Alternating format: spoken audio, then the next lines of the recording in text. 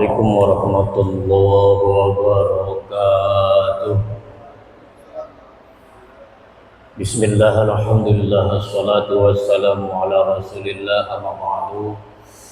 Yang saya hormati dan saya muliakan pengurus DKM Masjid Lipo Karawaci, dan juga tidak lupa para hadirin jamaah taklim Jumat sore Masjid Lipo Karawaci, yang mudah-mudahan kita yang hadir di sini semua senantiasa mendapatkan limpahan rahmat, amin, maghfirah, amin, dan juga diberikan rezeki yang berlimpah dan barokah semata-mata kita niatkan untuk beribadah kepada Allah Subhanahu wa taala. Amin ya rabbal alamin. Alhamdulillah, ini adalah Jumat terakhir bulan Rajab. Artinya kita menjelang nanti masuk bulan Sya'ban, yang kemudian panjang umur masuk bulan Ramadan. Amin ya rabbal alamin. Allahumma barik lana fi Rajab wa Sya'bana wa ballighna Ramadan. Amin ya rabbal alamin. Hadirin jamaah tahlim yang Allah muliakan, sesuai dengan urutan taklim kita, pada pertemuan kali ini kita masih membahas perkara-perkara yang dapat membatalkan sholat. Kalau kita paham syarat sah sholat, maka kita mesti paham pula rukun-rukun sholat. Ketika kita sudah paham syarat sah sholat, kemudian kita sudah paham rukun-rukun sholat, maka poin yang ketiga, kita mesti tahu dan paham tentang perkara-perkara yang dapat membatalkan sholat. Karena ketika kita paham syarat sah sholat, paham rukun-rukun sholat, tetapi kita nggak paham perkara-perkara yang dapat membatalkan sholat, ini semuanya gugur. Karena tiga perkara ini merupakan stempel syarat sah kita di dalam ibadah sholat. Tuh, maka pertemuan yang lalu kita membahas pembatal sholat tentang murtad. Yang kemudian kita membahas pembatal sholat tentang perkara niat, rubah niat, ragu di dalam niat, yang kemudian membatalkan niatnya. Itu semua kemarin sudah kita bahas. Sekarang kita pada masuk poin yang selanjutnya, yaitu pembatal sholat berhadas, kemudian terkena najis, kemudian terbukanya aurat. Ini tiga poin yang jadi bahasan kita pada sore kali ini. Berhadas, terkena najis, dan terbuka aurat, ini perkara yang kalau dia dilakukan dengan sengaja atau dia tidak sengaja, tetapi ketika dia selesai sholat, ada orang yang memberitahu, meyakinkan kita bahwa kita ini kemungkinan adanya najis atau terbuka aurat kita ketika sholat. Maka ketika kita melakukan salah satu perbuatan ini, baik berhadas atau terkena najis atau terbuka aurat, apabila dia kita lakukan atau terjadi sebelum masuk sholat, maka kita disebut latan akidu, kita belum masuk sholat. Kalau tiga perkara ini umpama salah satunya terjadi ketika kita sedang sholat, berarti status sholat kita batolat, batal. Kalau salah satu perkara ini terjadi setelah sholat, udah assalamualaikum, baik kita tahu sendiri atau diberitahu dengan orang yang memang dia paham tentang bab sholat, maka status sholat kita la tasihu, tidak sah. Baik latan akidu, baik batolat, baik la tasihu, ini mesti dipahami dalam perkara-perkara yang dapat membatalkan sholat.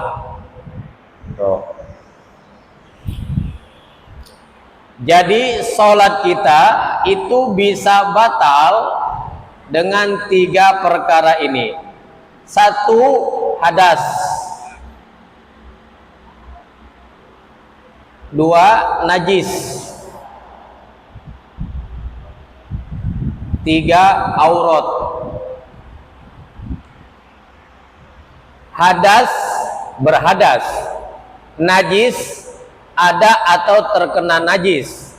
Aurat, terbuka aurat, dan ini tidak ditutup seketika, gitu. Jadi tiga poin ini ada aturannya masing-masing. Yang pertama, berhadas. Tadi ingat, ketika seseorang dia berhadas kemudian dia sholat, gitu, latan akidu, sholatnya tidak jadi, belum masuk sholat, karena ada penghalang dirinya punya hadas. Yang kedua, kalau dia lagi sholat terus ingat bahwa dia umpamanya belum berwudu atau sudah wudu, tadi mah sebelum sholat lupa bahwa dia buang angin, begitu sudah satu rakaat ingat, oh tadi buang angin, nah maka status sholat dia adalah batal. Dan setelah batal, maka nggak bisa dilanjutkan. Kenapa? Karena latasihu, sholatnya sudah tidak masuk, tidak sah. Tuh pemahamannya. Maka tiga poin ini akan melahirkan tiga poin juga. Jadi latan akidu, tidak jadi sholatnya. Yang keduanya batolat. Yang ketiganya la tasihu. Tuh. Nah, apa yang dimaksud dengan hadas? Perkara yang dapat membatalkan sholat. Kita sudah paham bahwa dalam bab ilmu fikih, hadas itu terbagi menjadi dua. Enggak ada hadas sedang, kagak ada. Kalau najis nanti ada najis sedang, namanya mutawasito. Kalau hadas mah kagak ada, cuman dua, baik hadas besar dan hadas kecil. Bahasa Arabnya hadas kabir atau akbar, yang keduanya hadas sogir atau asgor. Tuh, hadas mah terbagi dua. Kalau kita sudah paham dengan dua hadas ini, timbul pertanyaan, apa sih ini maksud dengan hadas?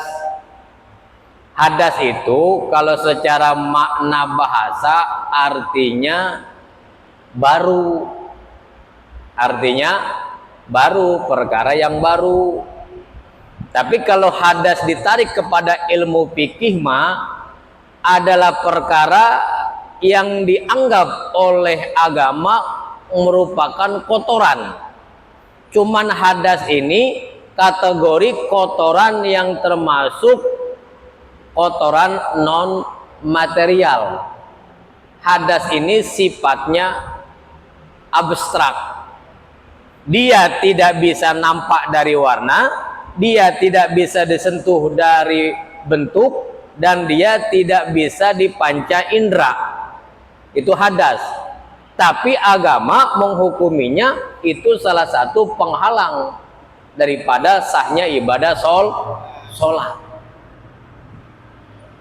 Maka kalau umpama seseorang dia berhadas, baik besar maupun kecil, dia mesti melakukan pensucian diri dari hadas. Umpama kalau orang umpama dia berhadas besar, maka dia wajib mandi besar. Kalau umpama junub, mandi junub. Umpama nipas, mandi nipas. Umpama haid, mandi haid. Atau dia dengan niat menghilangkan hadas besar saja, maka baik junub ataupun haid ataupun nipas diniatkan mandi hadas besar, maka itu sudah hilang suci. Jadi nggak perlu umpama seorang kita nawaitu ghuslan rafil hadasil minaz dzunub, yang nggak perlu amat, asal udah minal hadasil akbar aja udah sama aja gitu. Saya niat mandi besar, udah gitu aja. Yang penting ada kalimat diniatkan untuk menghilangkan hadas besar. Perempuan habis nipas, kalau dia hafal boleh, bagus. Nawaitu ghusla umpama lirafin nifas, saya niat mandi untuk mengangkat nipas, boleh. Tapi kalau nggak hafal mau udah akbar aja, udah niat menghilangkan hadas besar. Suami umpama nggak usah nawaitul ghusla minal dangduti, saya niat mandi besar habis dangdutan sama bini, nggak usah. Akbar aja udah, kan begitu, hilang semua mandi besar gitu. Baik haid, baik nifas maupun junub, ketika sudah hadasil akbari itu semua kena semua tuh. Nah, orang yang dia berhadas mandi besar, yang kemudian dia sudah hilang hadas besarnya, ketika dia mau ibadah sholat, mangga, tidak apa-apa, dia tidak berwudu juga. Kenapa? Karena fungsi mandi besar untuk menghilangkan hadas besar, maka secara otomatis hadas kecilnya juga hilang. Tuh, tapi kalau orang dia punya hadas besar, mau sholat cuman wudu, nggak bisa, nggak cukup. Karena wudu tidak bisa mengangkat hadas besar. Tapi kalau udah habis mandi hadas besar nih, sebelum selesai silakan tuh. Begitu udah selesai, keluar dari kamar mandi, kemudian kita mengangkat tangan sebagai bentuk doa terakhir kita berhadas besar, silakan langsung sholat. Karena badan kita sudah suci, baik dari hadas besar maupun hadas kecil. Tuh, silakan. Nah, orang yang dia berhadas, ya, terus kemudian dia sengaja sholat, padahal dia berhadas nih, baik hadas kecil umpama atau punya hadas besar, kemudian dia sholat, padahal tidak ada syariat yang menuntut dia sholat kalau dalam keadaan berhadas. Maka hukumnya bukan hanya sholatnya tidak sah, dia bisa masuk kepada hukum murtad, karena dia sudah mempermainkan ibadah wajib dalam agama. Hati-hati. Kalau ada pertanyaan, bagaimana Pak Ustadz, ini saya mau sholat di satu tempat yang sulit sekali untuk bersuci, air kagak ada, debu kagak ada, yang kemudian saya juga yakin nih pakaian saya, celana saya kena najis, sementara sudah masuk waktu, bahkan sudah mepet waktu.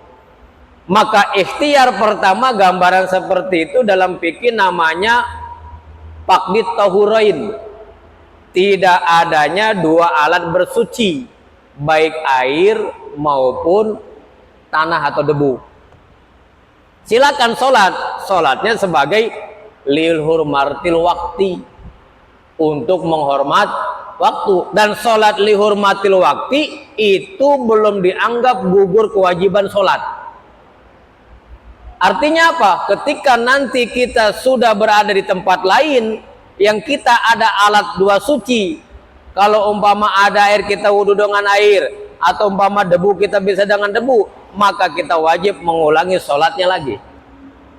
Wajib mengulangi sholatnya. Karena tadi mah sholat sekedar kita menghormati waktu. Tapi walaupun sholat kita menghormati waktu, bukan menjadi keguguran sholat ketika kita punya alat bersuci. Namun sholat kita itu ketika kita meninggal dunia, kita nggak dituntut. Kita nggak dituntut dengan pasal sengaja meninggalkan sholat. Karena kita sudah sholat. Walaupun lihurmatil wakti. Sama umpama dalam perjalanan tol. Gitu.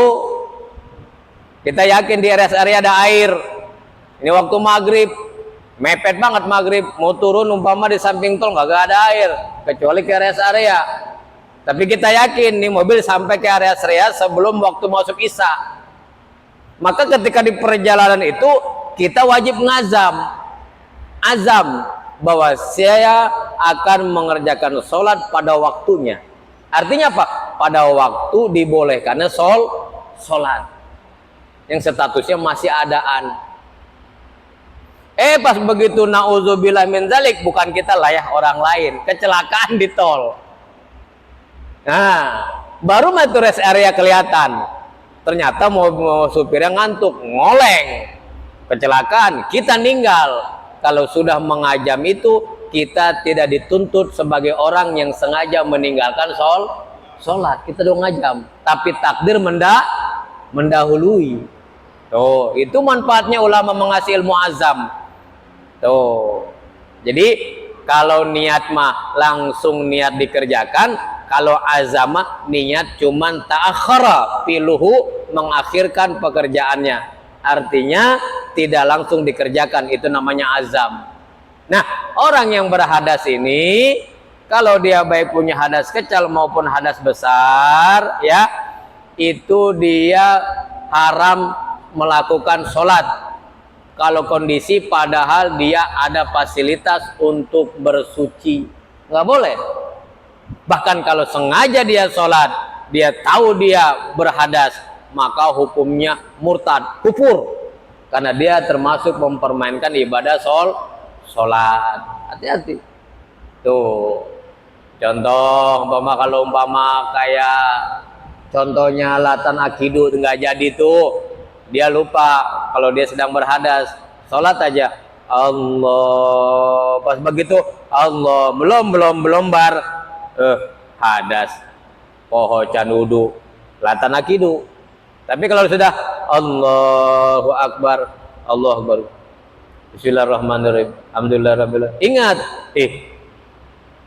belum wudu ya, berarti dibatalkan, wajib ngebatalinnya. Karena diteruskan tanpa bersuci haram, wajib ngebatalin, pergi wudhu, gitu. Terus ini mah bukan di tengah sholat, tapi sudah fil alamina innaka hamidum majid. Assalamualaikum. Astagfirullahaladzim. Aduh, belum mandi besar. Salat subuh nih. Semalam dandutan sama bini. Kenapa bisa lupa ini? Aduh, mana jadi imam lagi. Iya, jangan kasih tahu jamaahnya, jangan. Udah aja pura-pura istighfar aja dah. Istighfar astagfirullahaladzim. Kata jamaah tumben Pak Kiai, biasanya istighfarnya enteng banget sebentar. Ini mau lama sampai nangis. Lupa. Ya Allah, ya Bu. Begitu pulang segera habis dari masjid, bininya bang, ya. Abang lupa semalam ngedangdut. Iya neng, tadi bang begitu assalamualaikum baru inget. Aduh, mandi segera di rumah, langsung sholat subuh. Itu mah nggak kena dosa karena lupa. Tapi kalau dia yakin dia berhadas, walaupun setelah sholat, mazhab Imam Syafi'i menganjurkan ulang sholatnya. Kenapa? Karena yakin. Tapi kalau ragu-ragu nggak usah digubris. Kalau ragu ragu. Assalamualaikum warahmatullah, assalamualaikum warahmatullah. Astagfirullahaladzim. Tadi wudu itu tentunya, tadi wudu batal enggak ya? Batal enggak? Enggak usah digubris.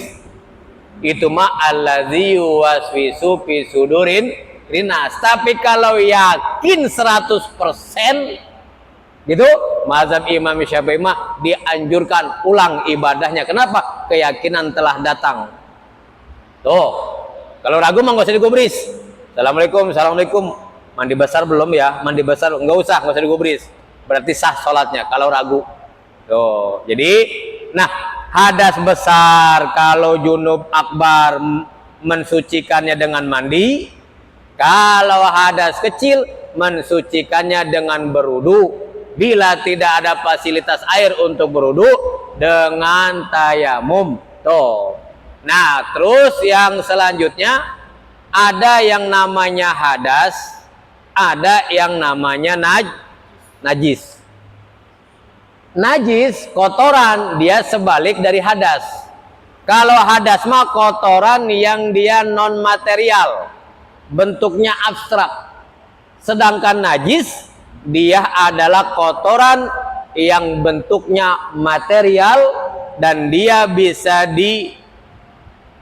ditemukan dengan 3 perkara. Panca indera penglihatan, panca indera penciuman, panca indera raba. R. Rasa, rupa, rasa, rupa, bau, gitu ya. Cus, enggak kedengaran suaranya mah, cuman sekelilingnya mabok. Nah, orang yang sudah berwudu begitu cus, Pak, dikit doang Pak, dikit batal, walaupun dikit juga, dikit doang Pak, dikit. Ini namanya pusaun dalam bahasa fikihnya. Tapi kalau yang wah, dulotun, gede tapi tidak mengkhawatirkan. Tapi kalau pusaun kecil, aduh, itu biasanya sama emaknya suka. Ya, walaupun sedikit tetap kalau punya wudu batal wudunya, mesti wudu lagi. Nah, hadas kecil itu ada kecil. Kalau najis ini ya, najis ini dia mewajibkan kepada wudu, mewajibkan kepada istinja. Jadi orang yang bernajis, baik dia ketahui dengan rupanya, dengan rasanya, dengan penciumannya, ya, dengan baik dia dengan rupa itu, dengan pandangannya. Ini kayaknya najis nih. Warnanya warna nggak asing ini. Kemudian dicium, tuh kan, tai ayam, yakin najis. Baik itu ada di pakaian, atau dia ada di badan, atau dia ada di tempat kita sholat, maka wajib dihilangkan dulu najisnya. Jadi kalau najis mah bisa dilihat, bisa dicium, bisa diraba, itu najis. Dan cara mensucikannya, najis itu bukan dengan cara wudu, bukan dengan cara mandi besar, tapi najis mah dihilangkannya dengan cara istinja. Apa? Istinja. Untuk menyempurnakannya namanya istibro. Istibro. Kita habis pipis, istinja. Kita habis BAB, istinja. Tuh. Tapi ini kita punya satu kewaswasan. Pak Ustadz, saya mah kalau habis buang air kecil, itu saya itu perasaan udah bersih banget. Tapi ketika saya sholat, kadang-kadang terutama dalam gerakan ruku atau mau sujud, itu kan antara betis dengan ini kita itu suka ada penekanan, kadang-kadang ada aja kerasa yang keluar. Ya, suka begitu ya. Tuh, kayak ada yang keluar. Atau masa kita lagi sholat mereksa? Bukan, kayak ada yang keluar Pak Ustadz. udah istinja bersih, kemudian saya wudhu. Tuh dalam proses begitu nggak kerasa. Pas begitu sholat, melakukan gerakan sholat, itu kayaknya ada yang ceret, kayak ada yang keluar itu pusat. Itu gimana itu hukumnya? Nah, kalau dia kayak ada yang keluar, berarti itu syak, keraguan, kewaswasan. Maka kewaswasan seperti itu tidak perlu digubris. Karena sesuatu yang tidak kita yakini dalam bab sholat, nggak usah digubris. Contoh umpama kita mau sholat Jumat, dari rumah ke masjid setengah kilo lah, jalan kaki, emang nggak gablok motor, nggak gablok sepeda, jalan kaki, kondisi hujan,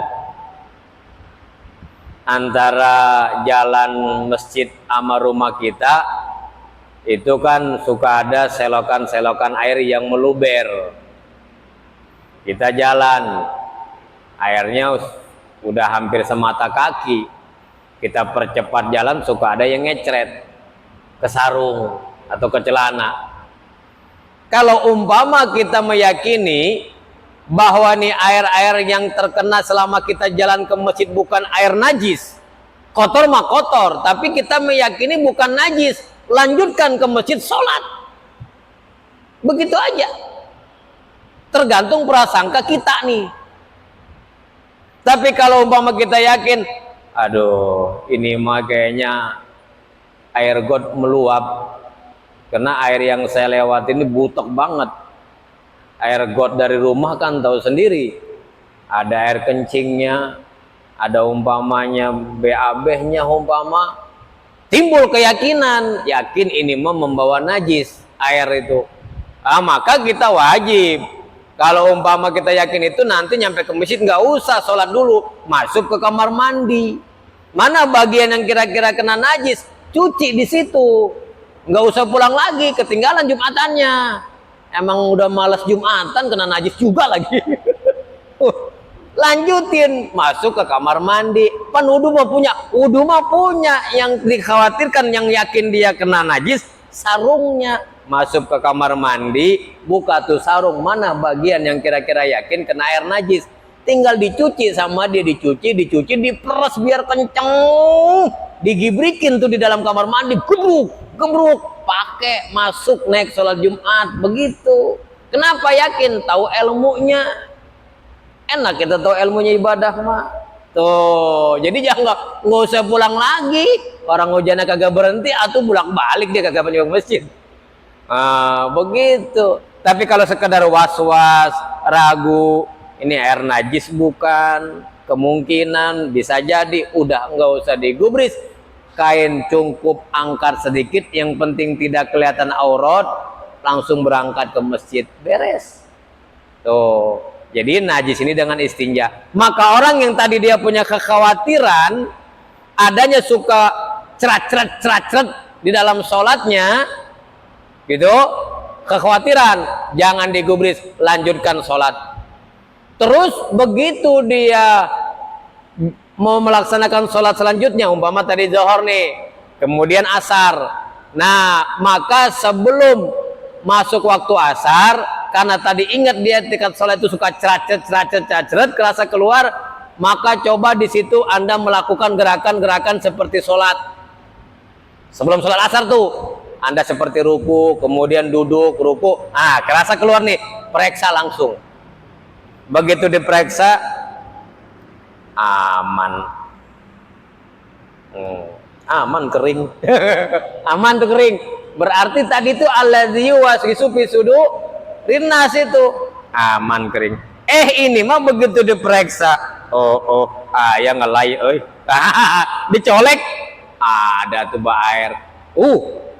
Maka nanti ketika dia melaksanakan wudhu, maka dia wajib istibro, wajib menyempurnakan istinjanya. Apa itu istibro? Istibro adalah tindakan-tindakan untuk pembersihan final setelah kita beristinja. Dengan apa? Agama mengajarkan poin pertama dengan dehem. Begitu kita buang air kecil, sebelum diistinjakan itu tuh, sebelum beres istinja tuh, dehem. Di samping kita ada juga yang dehem. Di sini juga ada dehem.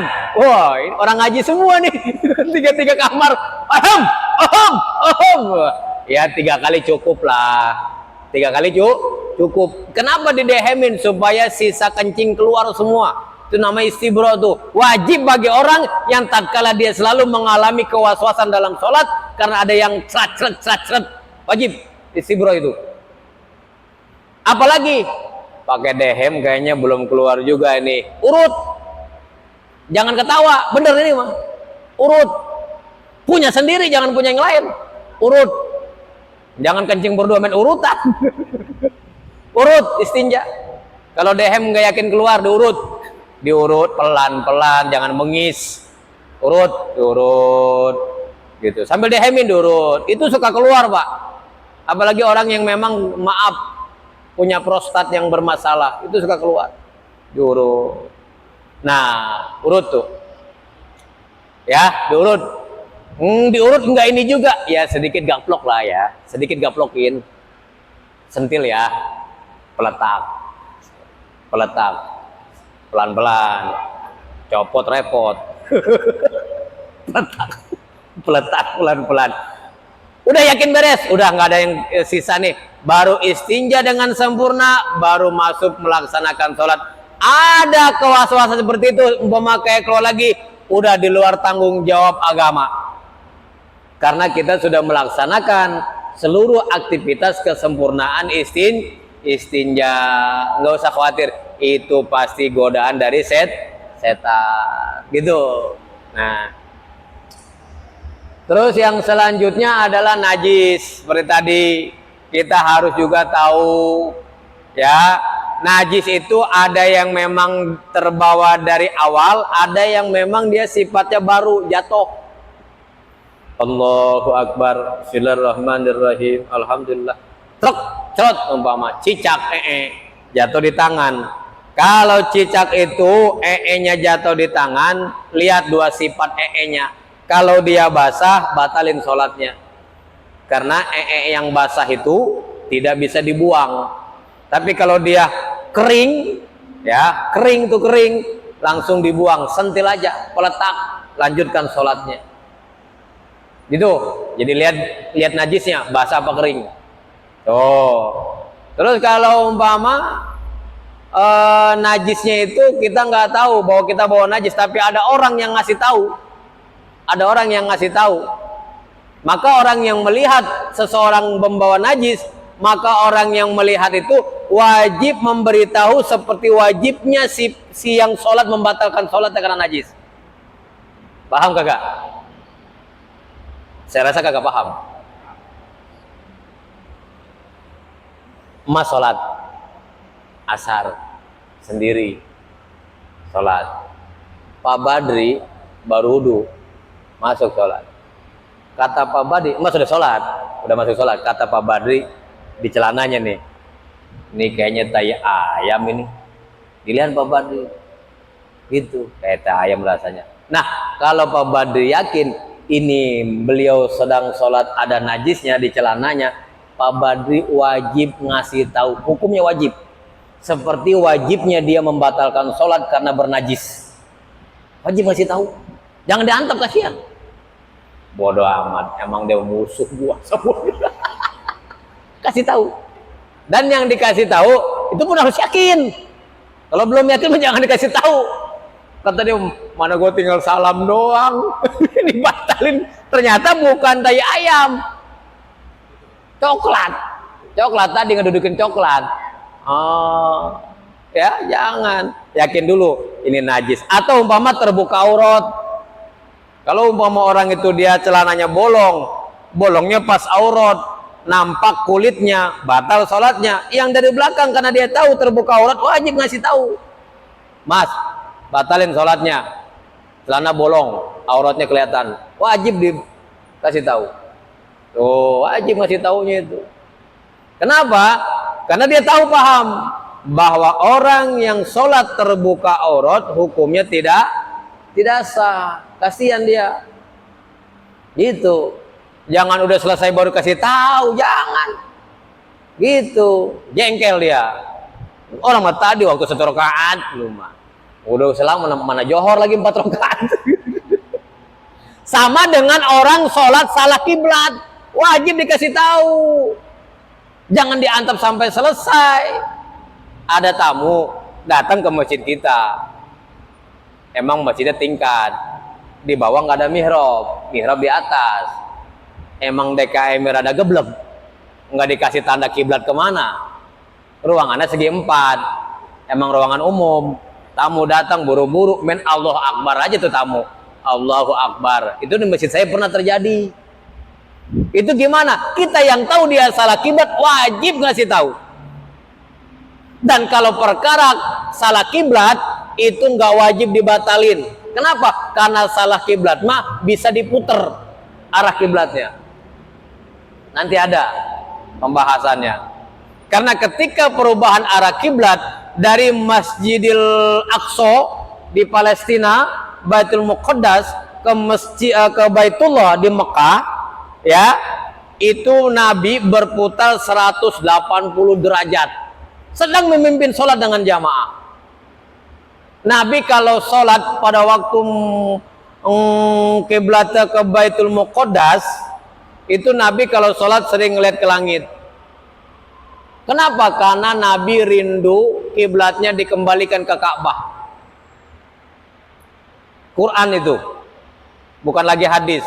Sehingga Allah mengutus malaikat Jibril, ya Jibril, bilang kepada kekasihku Muhammad, aku izinkan dia memalingkan wajahnya dari Baitul Muqaddas ke Ka'batullah. Dikasih firmannya, Nabi langsung berputar 180 derajat, jamaah ngikutin. Peristiwa itu diabadikan adanya di Makkah itu. Sebelah mana itu yang ngambil niat mikot itu? Namanya Masjid Kiblat Tain. Masjid Kiblat Tain. Masjid yang di dalamnya ada 2 mihrab. Satu mihrab ke Baitul Muqaddas, satu mihrab ke Ka'bah. Jadi kalau Baitul Muqaddas itu arah utara kota Mekah.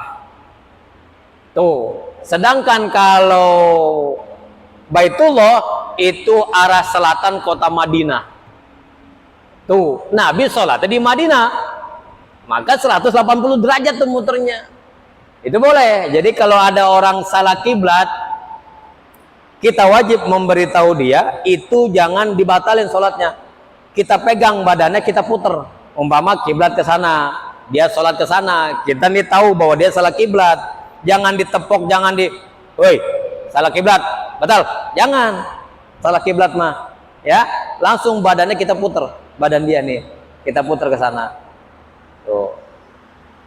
Itu nggak apa-apa, sah. Kita puter. Tapi yang sholat juga kudu ngerti agama. Takutnya begitu kita puter dia pencak silat. Repot kita. Begitu kita puter, mau apa? Makanya baik imam atau makmum ataupun sholat sendiri mesti tahu sholat caranya. Tuh. Orang yang tahu itu kiblat kemudian ada yang salah kiblat, jangan diantep sampai selesai, jangan. Gitu. Kalau dia umpama nggak paham dengan pakai bahasa, maka putarkan langsung. Kalau dia paham umpama, kita kasih tahu nggak apa-apa, Mas salah kiblat, maka dia yang paham. Tapi kita ngasih tahu kemana ngadepnya. Jangan ini kiblat ke sono, dia ke sono, kita di belakang bisikin, Mas salah kiblat. Berarti kan dia mesti ngerubah. Dia ke sono. Kata dia, Mas masih salah juga, dia ke sono. Itu gimana? Sah. Masih sah itu. Tuh, masih sah. Begitu, Mas masih salah, baru dia ke sono. Cuman dia jengkel doang. Jengkel doang dia. Ntar gua habis sholat beres, gua cecek. Aturan yang ngasih kiblat mah, Mas salah kiblat ke belah kiri. Nah, dia langsung gitu. Atau umpama kayaknya sulit nih untuk dikasih tahu secara bahasa, pegang aja badannya, arahkan gitu. Nah ini yang sholat sendiri mesti tahu bahwa dia sedang diarahkan arah kiblat. Nanti ada pembahasan khusus, tidak sesederhana yang sekarang ini.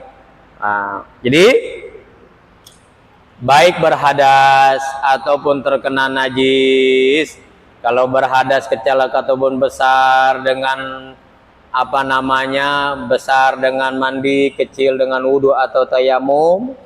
Kalau yang kena najis dengan istinja, dan ada yang orang yang kekhawatiran ketika sholat ada semacam keluar sesuatu dari kubul ataupun dubur, maka dia diwajibkan istibro di dalam proses istinjanya. Terus kalau yang aurat, bagaimana aturan main aurat? Kalau seseorang sedang sholat, kemudian auratnya terbuka dan dia mampu untuk menutupnya seketika, maka dia wajib menutupnya dan sholatnya langsung saja, nggak apa-apa, nggak batal. Yang penting langsung ditutup seketika. Seperti jatuhnya najis, kalau dia kering langsung dibuang seketika. Aturan aurat begitu.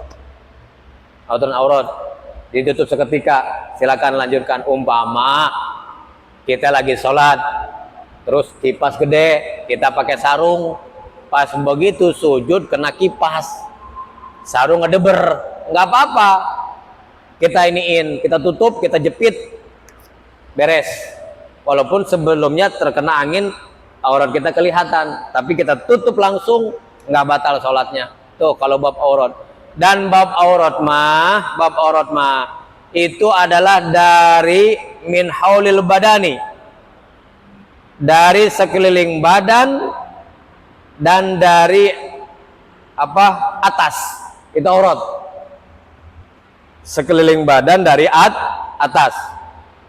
Jadi kalau nampak aurat dari samping kanan, samping kiri, belakang, depan, itu batal. Atau nampak aurat dari atas, batal. Tapi tidak dihitung nampak aurat dari bawah, nggak dihitung. Umpama kalau dari samping mah, ini umpama sarung kita bolong di paha, ini kan sekeliling bolong di paha.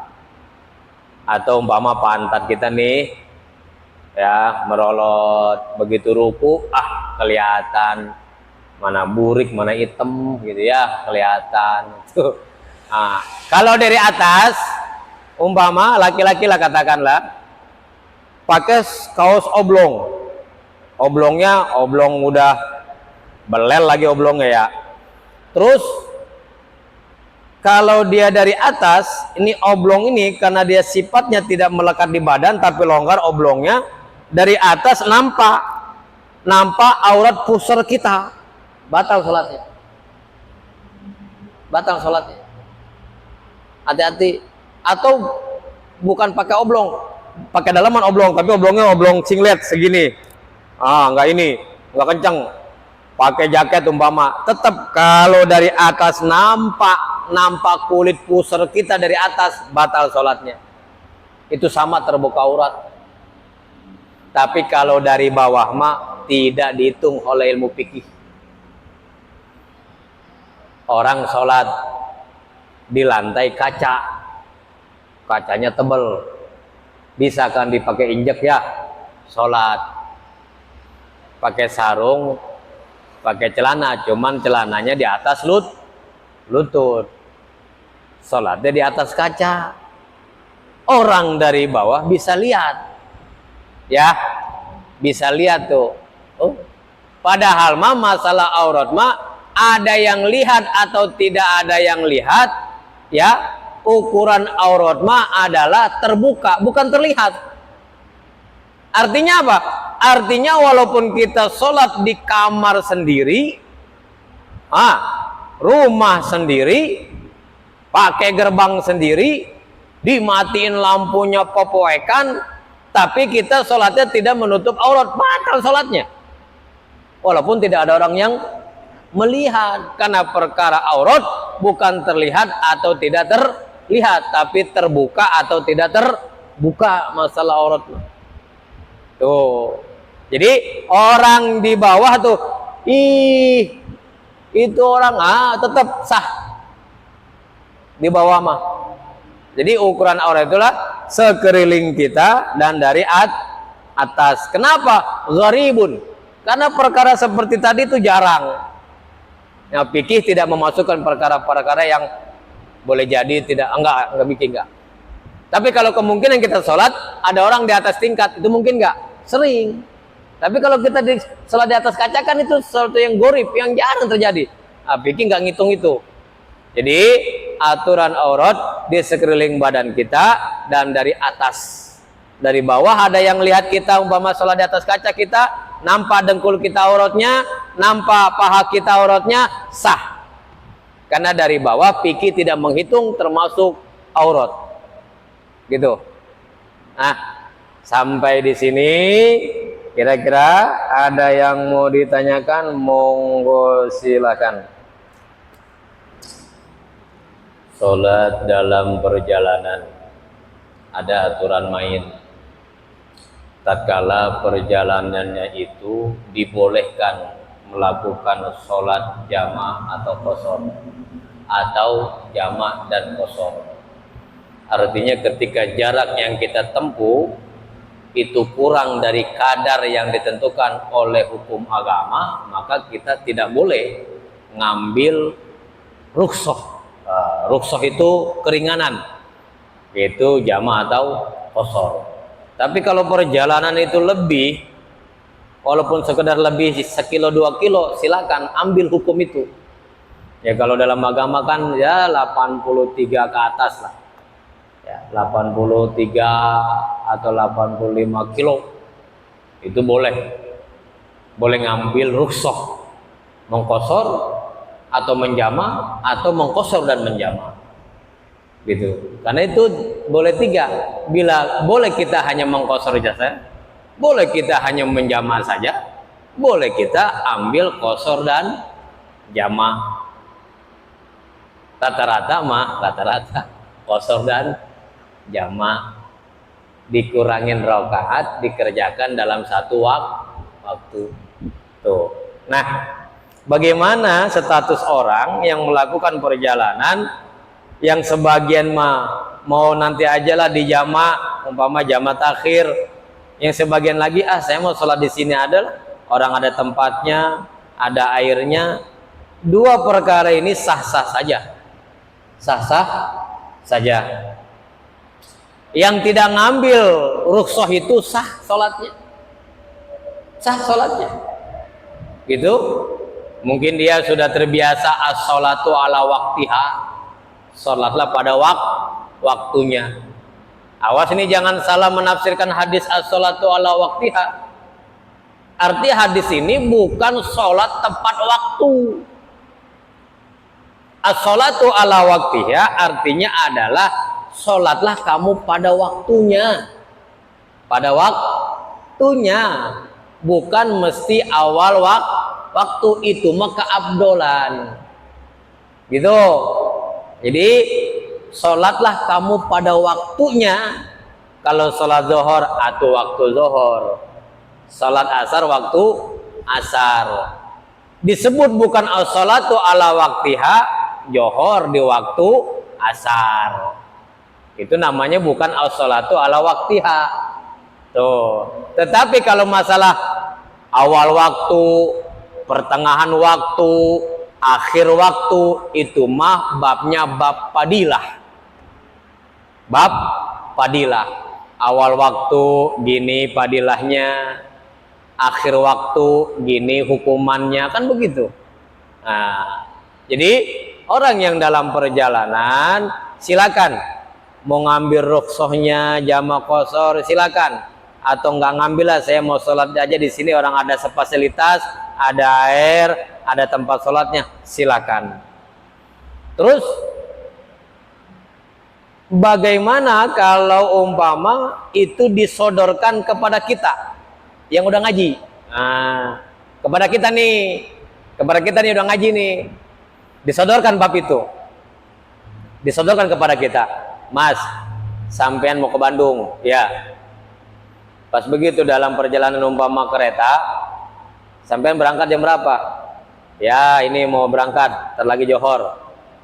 Terus gimana? Ya paling juga nanti di Johor masih jam 2 di kereta, saya mesti sholat Johor. Oh, nanti kalau umpama ada rusuh gimana? Maka bagi orang yang sudah paham bab qasar jama, bagusnya gimana? Maka ketika perkara itu disodorkan kepada yang kita udah paham, bagusnya ambil rukhsahnya. Ambil rukhsahnya. Karena bab rukhsah dirumuskan oleh para ulama ilmu fikih dengan berbagai macam sumber dalil. Kita nggak ambil, nanti bab ilmu fikih yang pertama kali hilang setelah bab faraid adalah bab rukhsah. Kenapa? Karena tidak ada yang mempraktekkan setelah bab faraid, bab warisan. Makanya ketika kita perjalanan disodorkan bab itu kepada kita, mau ngerjakan waktu itu apa rukhsah, ambil rukhsah. Kenapa? Karena itu kita kesempatan untuk mengamalkan ilmu jama qasar. Karena di rumah mah kita sudah terbiasa dengan waktu adaan, dengan as-sholatu ala waqtiha. Ini Bapak belajar nih, belajar bab jama qasar. Terus perjalanan, padahal udah paham jama qasar, udah paham. Qasar dikurangin rokaatnya, yang 4 jadi 2. Udah itu doang tuh. Yang 4 jadi 2, berarti zuhur, isya, asar. Jangan yang 3 jadi 1,5. Bukan, yang 2 jadi 1, bukan. Berarti dalam bab qasar yang boleh diambil rukhsahnya cuma 3 sholat. Zuhur, asar, isya. Dalam bab jama yang diambil 4 yang bisa dipasangkan. Zuhur dengan asar, maghrib dengan isya. Subuh nggak bisa diqasar, nggak bisa dijama. Tuh, kita udah paham nih, udah khatam terhadap bab qasar dan jama. Terus kita melakukan perjalanan kemana, umpama ke Jawa Tengah mudik, praktekkan itu. Tuh, amalkan itu. Itu lebih besar pahalanya. Seperti Anda masuk ke Mall Karawaci. Mall Karawaci. Bawa duit 300.000. Mau beli sepatu. Mau beli sepatu nih. Pas begitu lihat harganya 350. Begitu lihat di bawah ada diskon. Potongannya 75.000. Jadi berapa harganya itu? 200? Udah nggak usah dihitung sekian. Lama ini. Berarti di bawah 300. Cukup nggak duit? Ambil yang dapat diskon apa beli yang nggak pakai diskon? Ambil yang ada diskonnya. Ambil yang ada diskonnya. Itu rukhsah dari Mall Karawaci. Cuman dia makan kagak ngerti itu rukhsah. Dia mah ngerti itu diskon. Agama ada diskon, ada rukhsah keringanan. Mana ketika kamu melakukan perjalanan jauh, ambil. Kalau paham ilmunya. Kalau nggak paham bagaimana Bapak Ustadz, daripada ragu ambil jama qasar tapi nggak paham, ambil as-sholatu ala waqtiha. Biasanya kan kalau rombongan mau tuh ya pakai ketua-ketuanya ya, rombongan ziarah mah ya, ada kiainya, ada ustadznya tuh, suka dibimbing tuh. Bapak-bapak, kemungkinan kita jama takhir aja ya. Oke, nanti di sana kita jama takhir. Maka ketika masuk azan wajib niat jama takhir di situ. Kecuali dengan jama jama takdim. Jama takdim kan di awal sholat pertama. Tuh, jadi tapi ketika nggak mau diambil juga tetap sah dua-duanya. Baik sholat pada waktunya atau dia ambil jama atau qasar. Tapi kalau perkara itu disodorkan kepada kita karena kita sudah paham babnya antara jama dan qasar dan kebetulan kita mau melakukan perjalanan, ambil rukhsah itu karena itu keringanan dari agama. Seperti nggak bedanya kita masuk ke mall, ada harga yang udah didiskon, ada harga yang belum didiskon. Mana yang pilih? Yang diskon diambil. Itu namanya rukhsah. Ada lagi? Apa tadi? Mandi. Mandi. Bali itu kan lagi ada apa semacam fenomena tradisi. Selalu mandi ya. Lalu kan yang orang tersebut itu yang mandi itu mandi air suci, sedangkan orang tersebut yang mandi itu beragama Islam. Itu gimana? Apakah itu keluar dari ajaran Islam yang harus kembali lagi? Oh, bukan bab sholat, bukan deh. Bukan bab sholat.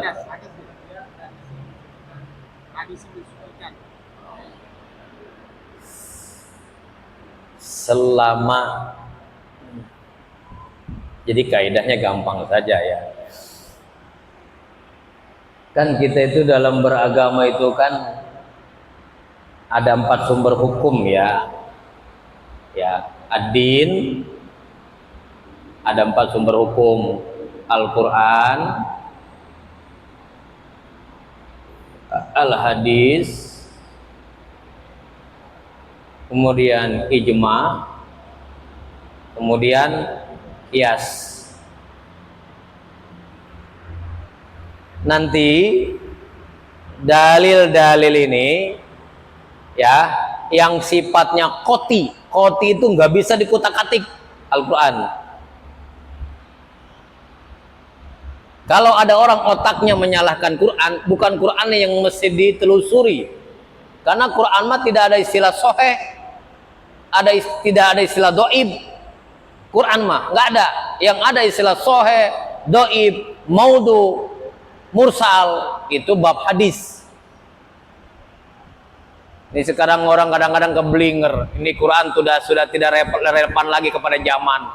Harus dihapus. Nauzubillah min. Jangan. Quran mah harga mati. Yang boleh ditelusuri akan keabsahan atau sahih tidaknya adalah hadis.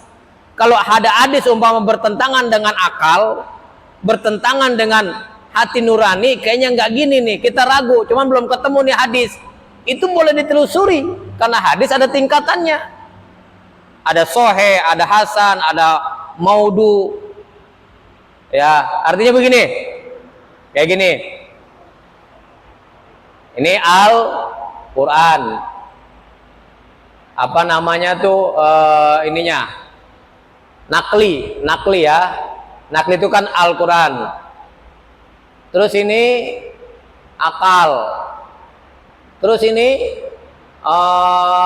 adat.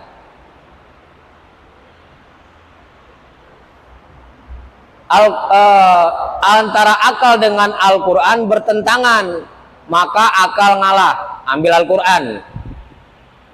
Al-Quran dengan adat kebiasaan bertentangan nih adat, maka ambil Al-Quran. Terus ketika akal dengan adat bertentangan bagaimana? Maka ini boleh dikaji, ditelusuri. Selama adatnya tidak bertentangan dengan Al-Quran, maka terkadang akal ini membenarkan akan hukumnya. Karena terkadang di satu tempat adat itu menjadi kebiasaan dan menjadi hukum. Kalau adat itu ditelusuri tidak bertentangan dengan Quran dan hadis, maka adat itu silakan diambil.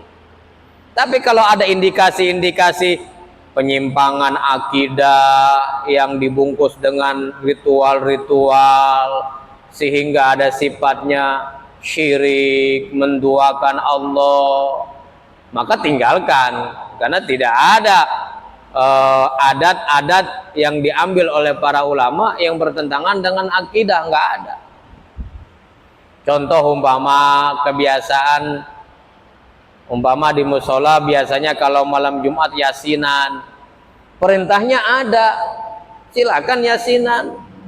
Malam Jumat umpama baca marhabaan atau memuji atau selawatan, silakan gitu. Terus malam malam Jumat baca surat Kahfi, silakan, ada hadisnya, ada dalilnya gitu. Ustadz, saya mah kalau malam Jumat enggak yasinan, enggak kahfian, saya mah malam Jumat al-baqarahan, saya mah al-baqarahan jago, al-baqarahan tuh mah enggak yasinan. Malam Jumat boleh enggak? Boleh. Karena baca Quran mau di malam apa juga boleh. Yang nggak boleh adalah ketika perbuatan malam Jumat Al-Baqarahan itu dinisbatkan kepada baginda Rasul karena ada hadis, itu yang nggak boleh. Karena tidak ada hadis baginda Rasul itu baca Al-Baqarah khusus malam Jumat, itu yang nggak boleh. Jadi dalil itu ada sifatnya taksis khusus, ada dalil yang sifatnya umum. Maka kalau masih ada dalilnya baik yang khusus maupun yang umum, silakan pakai kalau itu memang kemaslahatan dan tidak bertentangan dengan kemadaratan agama. Ya kalau umpama kalau dalam aswaja kan tahlilan, ada yang meninggal ditahlilin, lihat apa isi tahlilan, hanya dibungkus saja, ada kalimat la ilaha illallah, ada subhanallah, ada istighfar, ada sholawat, silakan. Dan memang setelah dikaji tidak ada isi dalam acara itu yang bertentangan dengan agama, salahnya di mana? Bungkus hanya bungkus, yang penting isinya, kan begitu. Jangan sampai itu mereknya minyak onta, mereknya onta nih, gambarnya dalamnya minyak babi, jangan. Tuh, jadi itulah permasalahannya. Tatkala mengkaji bab-bab muskilah, ya, bab-bab bahsul masail, bab-bab yang memang perlu pembahasan lebih mendalam gitu, maka itu biasanya ranahnya ranah sesama paham gitu. Makanya setiap saya ngajar fikih itu saya minta jangan dibiasakan bertanya masalah khilafiyah. Kenapa? Capek Pak jawabnya. Dari zaman dulu udah ada itu. Gitu. Biasakan jangan bertanya masalah khilafiyah. Kita jalan di tempat. Karena kebiasaannya jamaah masjid itu enggak semuanya ahlu sunnah wal jamaah. Ada yang Muhammadiyah, ada yang Persis. Saya di komplek Takapur itu macam-macam pemahamannya. Cuman saya udah pesen jangan sampai nanti pulang ngaji gontok-gontokan gara-gara ada bertanya masalah khilafiyah. Saya biasakan begitu, jangan biasakan bertanya masalah khilafiyah. Masing-masing ada jawabannya, masing-masing ada dalilnya. Anda condong kepada dalil yang mana? Silakan ambil selama itu masih ada dalil, itu aja. Jadi kalau masalah mandi begitu kemudian orang muslim, saya rasa itu hanya awam saja yang melakukannya. Biasanya kan orang awam itu kan ikut-ikutan gitu ya. Gitu. Pak, maaf, orang alim ya, mau pakai batu cincin mau bawa keris ke masjid, orang alim enggak ngaruh. Karena dia tahu kullu ma siwallah, perkara yang selain Allah makhluk Allah. Ini makhluk Allah, keris makhluk Allah. Jadi tidak berpengaruh terhadap akidah. Yang berpengaruh kepada akidah itu orang awam. Punya batu cincin, nih kalau nggak ada cincin, tuh gua ditolak ngelamar dia. Ini cincin dari Mbah Jamrong ini, mahar 5 juta. Ini cincin nih. Kalau nggak pakai cincin ditolak gua sama calon mertua. Tuh, dari mana kalimat itu? Dari orang awam. Yang berefek itu kepada orang awam. Makanya orang awamnya serba salah Pak. Maka jangan mau jadi orang awam. Gitu. Pangeran Diponegoro kemana-mana bawa keris. Kenapa? Itu ulama. Ilmunya bukan lagi ustadz. Kiai Masur. Dia membawa keris kemana-mana udah tahu bahwa keris ini senjata. Buat apa? Buat perang. Kita orang awam bawa keris. Taruh di toko sama dia. Ini toko sepi nih, padahal udah gua taruh keris. Oh iya, belum dikasih sesajen. Ujung-ujungnya begitu pada orang awam mah. Jangan sampai. Makanya awalu wajibin alal insani bistiqoni ma'rifatuhu bistiqoni. Pertama kali yang wajib kepada manusia ma'rifatuhu illah adalah mengenal Tuhannya bistiqani dengan dalil-dalil dan keyakinan yang kuat. Dalam kitab Jubat loh awal. Ya. Udah ya. Capek. Ya udah jam 6. Saya belum pulang ke rumah, Pak. Jujur. Tadi khotib Jumat ngisi di Polres Kota. Setelah di Polres Kota, terus Kapolres ngajak rapat Dai Polres Tangerang Kota. Kebetulan saya ketuanya. Jangan pulang. Rapat tadi sampai keluar dari gedung Polres saya 3:30. Mana saksinya tuh? No, saksinya no.